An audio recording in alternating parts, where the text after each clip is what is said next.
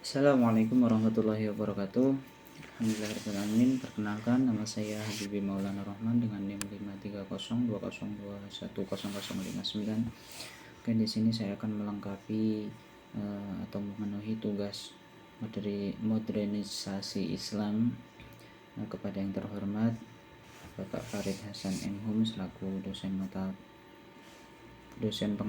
pengampu mata kuliah modernisasi Islam. Di sini saya akan mereview salah satu karya dari seorang tokoh pemikir Islam yaitu Nurcholish Madjid. Nah, Nurcholish Madjid ini akrab dipanggil dengan julukan Cak Nur, di mana beliau ini adalah seorang pemikir Islam yang dapat memberikan gagasan ataupun pandangan yang luas namun tetap moderat dalam ideologi. Nah, salah satu karya tulis yang akan saya sampaikan di sini adalah ringkasan buku beliau yang berjudul Doktrin Islam, Doktrin dan Peradaban. Nah, buku ini merupakan sebuah kumpulan esai yang membahas berbagai aspek Islam, mulai dari teologi, filsafat, hingga kontribusi Islam dalam peradaban dunia. Lalu untuk isinya sendiri dari buku ini adalah, yang pertama, saya menyimpulkan menjadi beberapa poin. Yang pertama, Islam itu sebagai rahmatan lil alamin. Jadi Cak Nur di sini menekankan bahwa Islam adalah sebagai agama yang membawa rahmat bagi seluruh alam. Nah, konsep ini menuntut umat Islam untuk berkontribusi pada kemajuan dan keharmonisasian masyarakat secara general, secara global. Lalu yang kedua adalah hubungan agama dan peradaban. Nah, di sini Cak Nur menjelaskan bagaimana ajaran Islam itu berinteraksi dengan budaya dan juga tradisi lokal yang ada, sehingga menciptakan sebuah peradaban yang dinamis, yang harmonis.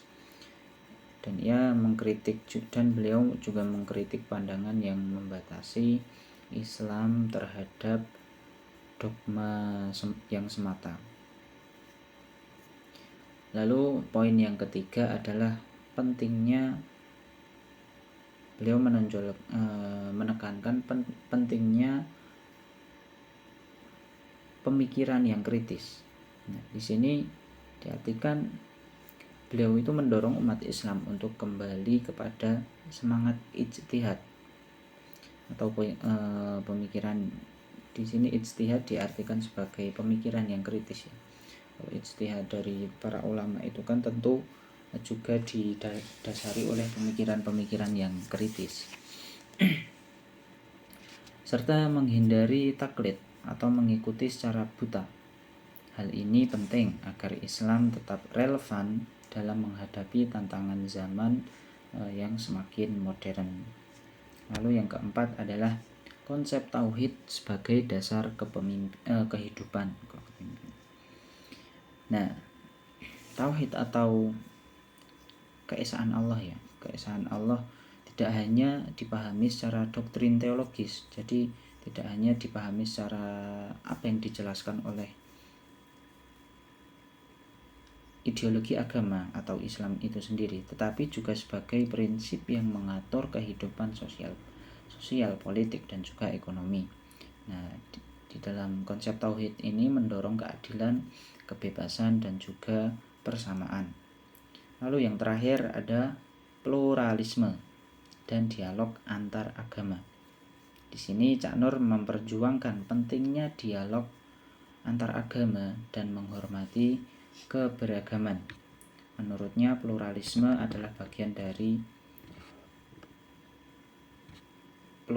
ini merupakan bagian dari apa ya istilahnya, ketentuan Allah mungkin, ketentuan Allah atau sunnatullah.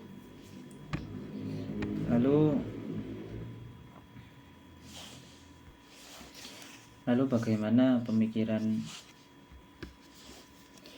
sebelumnya mohon maaf Bapak, ini malah mati lampu.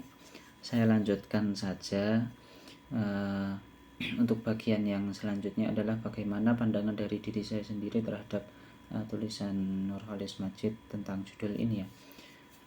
Jadi dalam buku ini itu secara keseluruhan beliau menyatakan bahwasanya Islam ini adalah agama yang progresif, relevan dengan sebuah modernitas. Nah, sehingga itu yang dapat kita pegang untuk tetap semangat dan tidak takut menjalani kita sebagai orang Islam,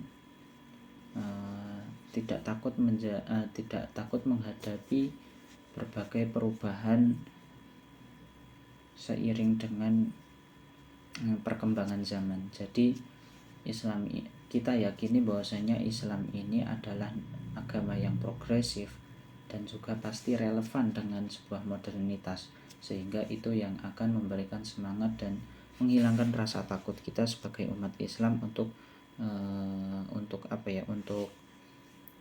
tidak takut beradaptasi dengan perubahan zaman.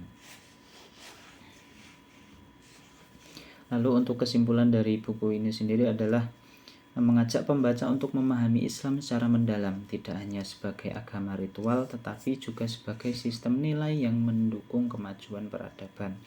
Cak Nur sendiri mengingatkan bahwa hukum Islam adalah agama yang terbuka terhadap perubahan, inovasi, dan dialog.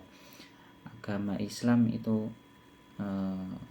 pasti mengikuti setiap tantangan-tantangan di setiap perubahan zaman. Pasti Islam sendiri telah menemukan sebuah jawaban dari persoalan-persoalan yang terjadi di fase-fase di perubahan zaman yang terus berubah. Nah, mungkin itu yang dapat saya sampaikan. Kurang lebihnya saya mohon maaf. Assalamualaikum warahmatullahi wabarakatuh.